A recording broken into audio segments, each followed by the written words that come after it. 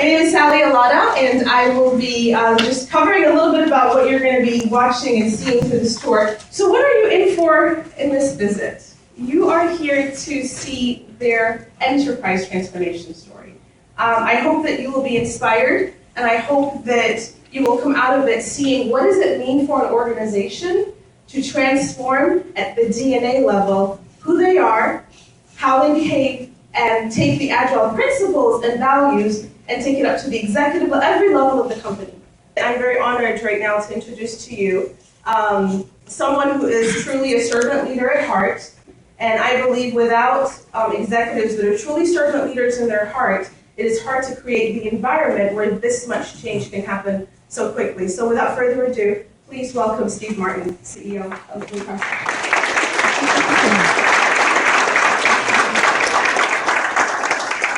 So when I came back as CEO 11 years ago, I realized we were still treating IT as some separate repository of the company, that 90% of the company was about the business, and then they throw things over the wall to IT.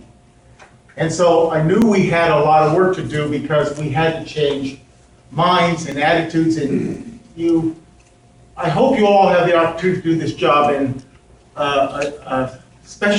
generalized specialist, is that Generalizing specialist. That's exactly the kind of training you need to have my job. So you're all on the path to run your own, lead your own companies, run your own companies, I hope. But when you do that, I think the first lesson you learn is you have much less power than you think you have.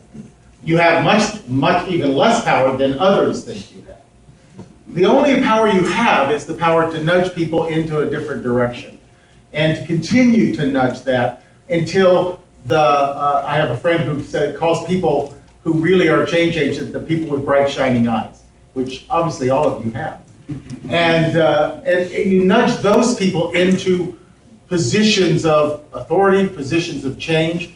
You try to find people who are servant leaders who it's not about them, it's more about the work, it's about getting things done together, it's about sharing, and it's about trust, and then you move that way. So Agile, incremental product development, iterative delivery, fast feedback loops, and team empowerment. That really we've seen happen. We had been working on Six Sigma and Lean for some time, but it wasn't moving the organization. It wasn't, certain teams would get started. It was project by project rather than changing the culture. When Susan and others at our executive team were saying, let's try Agile. She didn't try, she knew we were going to never stop. But she just hadn't let me know that yet. Then it started. And, well, we've been doing Six Sigma and Lean for a decade. Agile's only a couple years old. And as I was preparing my remarks today, I realized that right about the time Susan introduced it to the organization, I went on and I read the site. I'm sure you all have read the Agile Manifesto site and the 12 principles. And I realized when I first read that, I said, well, if this works, I'll be the first to go and sign that.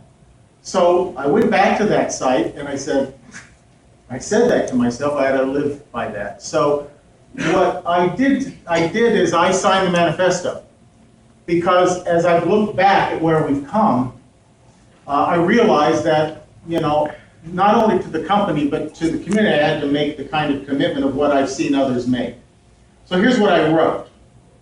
We've integrated Six Sigma and Lean methods into our culture over the last decade. Agile was introduced a few years ago and has spread through our culture faster than I thought possible. The best metaphor I can think of is of our pre-Agile environment. It was like constantly living under a clouded sky. Our post-Agile environment is like having sunlight burst through the clouds.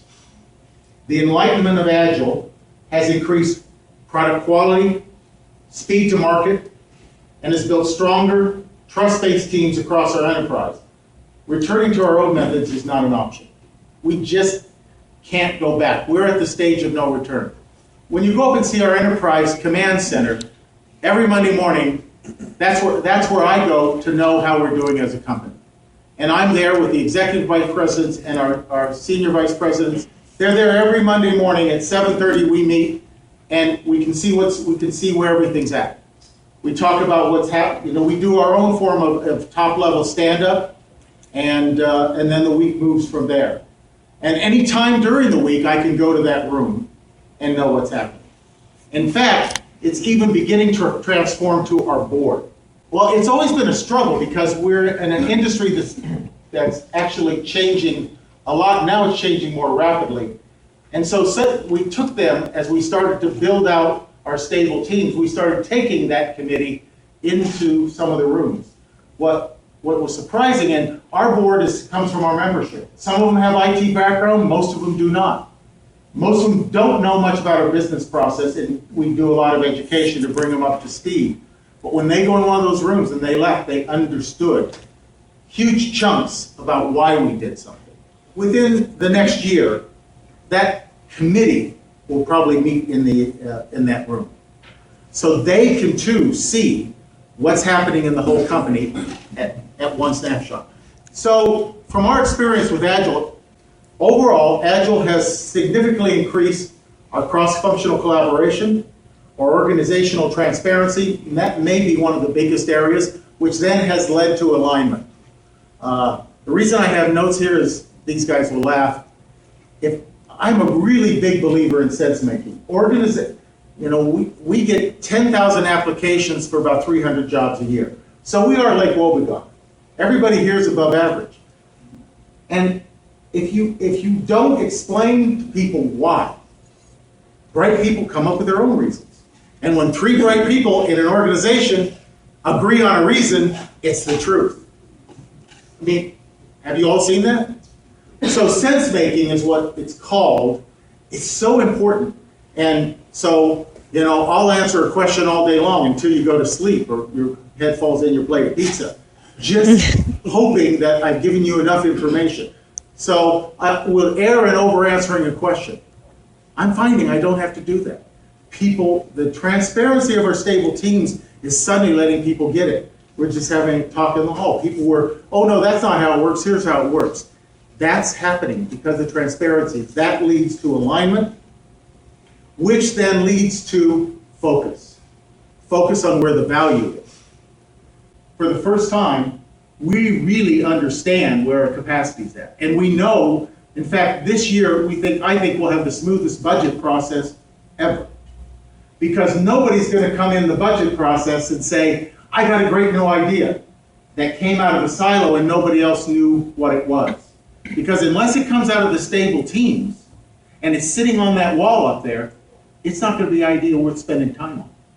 Forrester estimates that Agile development integrated into an organization can increase productivity as much as 300%. Now, we haven't actually gone to the quantitative measures of that, but on a gut check level, I can see in certain areas of the company, we've more than doubled capacity.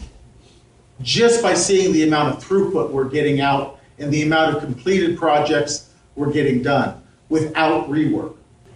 There are critics that Agile's a fad, and I've read those criticisms, and when I look at the fundamental principles, and I look at what's emerging as a process science and to this method, I think as long as those principles are adhered to, and groups like this can build more qualitative and quantitative analysis of what really works, it's here to stay. So, I'll stop and address any questions or comments you have. Executive level, when you were adopting Agile, did you establish boundaries? And what I mean by that is, one thing that I've seen in our organization is senior leadership, our executive leaders, tend to be coming down to the tactical level. Did you find yourself doing that? How did you get away from it? The way I got away from it was actually by deliberately trying to push decisions downward and trying to create a culture where people could call me and the other 2 executive vice presidents or 3 out on that. We had 3 at that time, we only have 2 now. That's part of why we only have 2 now. How has innovation changed in the company? It's changed because it is coming from the teams. They're having incredible ahas. So that's where letting the teams do their jobs, letting them push upward just to each level is, I think, where true innovation comes from. people closest to the customer, closest to the process, usually have the most innovative ideas. I'm the farthest away. I just get to hear the customer who's upset, but I don't really have the tools at my disposal to fix it. Team, can we Thank have a you hand of very much. applause for Steve?